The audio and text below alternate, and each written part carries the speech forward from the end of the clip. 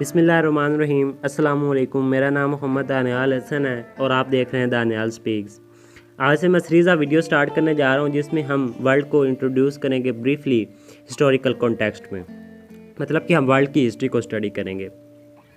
First of all हम देखते हैं कि हम हिस्ट्री को स्टडी क्यों करते हैं। तो मेरे नज़दीक हिस्ट्री को स्टडी करने के 3 मेन रीज़न्स हैं, जिसमें फ़र्स्ट ऑफ़ ऑल जो रीज़न है वो हम देखते हैं कि हम एज अ पीपल और हम एज अ सोसाइटी हम खुद को समझते हैं कि हम हैं क्या। सेकेंडली हम देखते हैं कि आज हम जहाँ पे खड़े हैं इसके ये हम कहाँ पे खड़े हैं, मतलब हम हमारी प्रेजेंट फॉर्म क्या है। लास्ट हम देखते हैं कि हम अपनी प्रेजेंट फॉर्म में हमारी स्ट्रगल क्या रही है, हमारा पास्ट क्या रहा है, हम यहाँ पर पहुँचे कैसे हैं।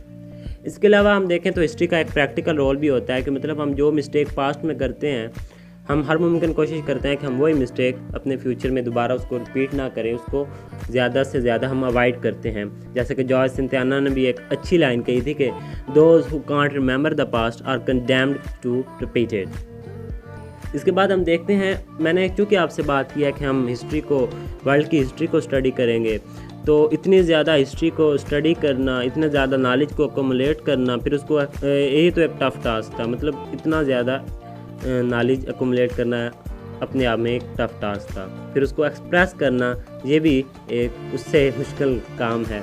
तो मैंने वही मतलब कि टेन्योर या वही पीरियड्स जो है वो सिलेक्ट किया है जो कि मॉडर्न वर्ल्ड, जिसका कंट्रीब्यूशन है मॉडर्न वर्ल्ड की कंस्ट्रक्शन में।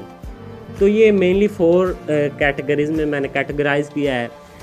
ये अर्ली 70th सेंचुरी से स्टार्ट करता है और हमारे पास अप टू नाउ तक हम देखेंगे क्या इवेंट्स रहे, क्या क्या हुआ और हम कहाँ पे खड़े हैं।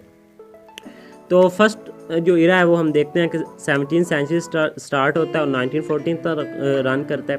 फिर उसके बाद 1914 से 1945 तक नेक्स्ट इरा जो है हम इसको कवर करेंगे। फिर 1945 से 1990 तक हम नेक्स्ट इरा में ये मेजर इवेंट्स को कवर करेंगे। फिर हम 1990 से अप टू नाउ तक एक इरा को कवर करेंगे। हम देखते हैं कि फ़र्स्ट इरा कौन सा था। मैंने जैसे आपसे कहा कि ये अर्ली 70th सेंचुरी से स्टार्ट होता है, मीन कि 1615 से ये स्टार्ट होता है और 1914 तक ये रन करता है। देखें तो ये लॉन्गेस्ट पीरियड है। इसमें हम 3 सेंचुरीज़ को स्टडी करेंगे, 3 सेंचुरीज़ को स्टडी करेंगे, रफली 3 सेंचुरीज। देखें कितना हम लॉन्गेस्ट टेन्योर को स्टडी करने जा रहे हैं और इतनी इसकी इंपॉर्टेंस भी होगी।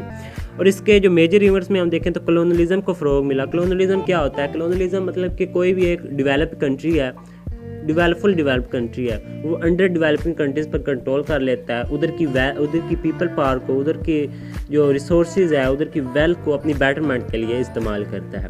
तो ये जो इरा था इसमें हम कहते हैं कि कॉलोनियलिज्म को फ़रोग मिला। उसके बाद हम देखें तो इस इरा में डिमाइस ऑफ सेवरल एम्पायर्स भी हुआ, मतलब कि सेवरल एम्पायर्स जो थी वो उनका डिमाइस हुआ, जिसमें हम मेनली कंसीडर करें तो ऑटोमन एम्पायर का जो डिमाइस था वो मुस्लिम कंट्रीज़ जो थी मुस्लिम कंट्रीज़ में अपने आप में एक ट्रेजिडी थी और मुस्लिम कंट्रीज़ जो वर्ल्ड ने भी एक टर्न लिया वहाँ से। उसके बाद हम देखते हैं कि राइज़ ऑफ मॉडर्न वर्ल्ड भी हुआ इस इरा में। डिमाइस ऑफ एम्पायर्स में हम देखें तो मुगलिया सल्तनत भी थी, उसका भी जो फाल हुआ वो भी इसी इरा में ही आता है। और राइज़ ऑफ मॉडर्न वर्ल्ड, इसके बाद मॉडर्न वर्ल्ड की टर्मिनोलॉजी अगर हम देखें तो ये किस लिए इस्तेमाल की जाती है कि ये क्या है मॉडर्न वर्ल्ड की टर्मिनोलॉजी। मॉडर्न वर्ल्ड की टर्मिनोलॉजी अगर मैं आसान लफ्ज़ों में कहूँ तो ये यही है कि हर कंट्री दूसरी कंट्री की सॉवरेनिटी, दूसरे कंट्री की इंडिपेंडेंस का ख्याल रखेगा, उसके इंटरनल मैटर्स में मुदाखलत नहीं करेगा। उसके साथ फॉरेन रिलेशन तो रखे जा सकते हैं एक हद तक, लेकिन उसके इंटरनल मैटर्स में वो एक कंट्री दूसरे के इंटरनल मैटर में जो है वो मुदाखलत नहीं करेगा। उसके बाद ओपनिंग ऑफ जापान हुआ इस इरा में, जो कि हम देखते हैं मेनली मेरे ख्याल से 1851 में हुआ था।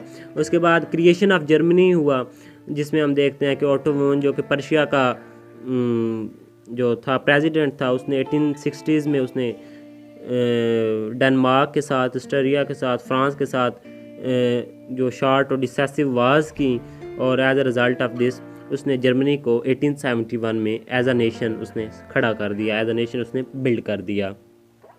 सेकंड इरा जो है हम देखते हैं कि 1914 से 1945 तक ये रन करता है। इसमें हम 3 डेकेड्स को कवर करते हैं।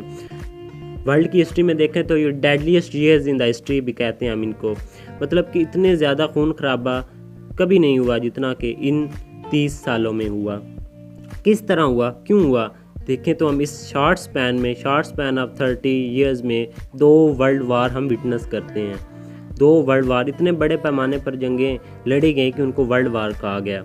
इससे पहले इतनी ज़्यादा तारीख़ में, इतनी ज़्यादा हिस्ट्री में इतने बड़े पैमाने पर जंगें नहीं लड़ी गई थी।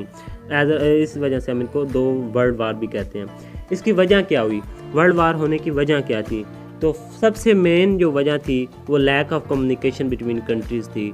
ईच कंट्री जो था वो दूसरे कंट्री को मतलब कि ब्लॉक्स जो बने हुए थे ना, मेरा मतलब ब्लॉक्स बने हुए थे, कंट्री मीन ब्लॉक्स। जैसे कि जापान एक साइड था, जर्मनी एक साइड था, जापान जर्मनी एक साइड थे, और अमेरिका ब्रिटिश और ऐसे फ्रांस वगैरह ये सब एक साइड थे। और इन सब ने ये वार जो थी वो अपने बस डोमिनेंस को शो करवाने के लिए, अपनी डोमिनेंस को वर्ल्ड पर शो करवाने के लिए ये जंगें लड़ी। और इसके हमें पता चलता है कि हमें इसके फातह भी हमें मिलते हैं। फिर इसके बाद इस इरा में नेशनलिज़म और फेसिज्म जैसी मूवमेंट्स भी चली। इसके अलावा भी बहुत सी थी, लेकिन ये काबिल ज़िक्र यही 2 थी।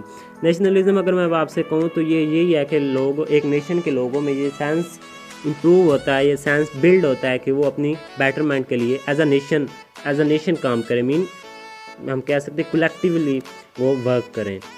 उसके बाद फेसिज्म, यही मूवमेंट ये कॉलोनियलिज्म से मिलती जुलती मूवमेंट है, जिसमें हम देखते हैं कि एक डिक्टेटर जो है वो इकॉनमी, मुल्क की इकॉनमी या एक स्टेट की इकॉनमी या उसके दीगर मैटर्स को वो रन करता है। और इसकी जो मेन जो फीचर कंसिडर किया जाता है फेसिज्म का वो यही है कि ये अपोजिशन जो है, एक डिक्टेटर जो रन करता है कंट्री, तो वो अपोजिशन की आवाज़ को सप्रेस करता है, अपोजिशन को डिक्टेट करता है।